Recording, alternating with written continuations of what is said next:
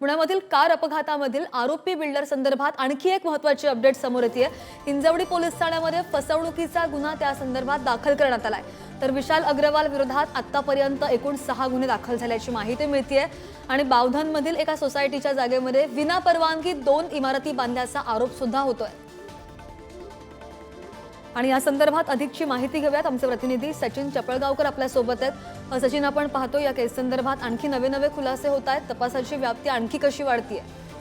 सध्या तसं पाहिलं तर 19 तारखेला जो झालेला अपघात होता त्यानंतर आजही त्यांच्या अडचणीत वाढ होताना समोर आलेला आहे। हिंजवडी परिसरामधील एका इमारतीमध्ये मोठ्या प्रमाणात ज्या जागा सोसायटीसाठी अलॉट केल्या होत्या त्या जागेवर बिल्डिंग बांधण्यात आल्या आणि त्या बिल्डिंगच्या विरोधामध्ये आता हिंजवडी पोलीस स्टेशनमध्ये गुन्हा दाखल झालेला आहे। एकंदरीत विशाल अग्रवाल असतील, त्याचे पार्टनर असतील किंवा अन्य अशा 5 जणांवर गुन्हा दाखल झालेला आहे। हिंजवडी पोलीस तपास करतोय, पण छोट्या अपघातानंतर मात्र आता त्यांच्या कुटुंबियांच्या अडचणीमध्ये वाढ होताना आपल्याला दिवसेंदिवस वाढताना दिसत आहे।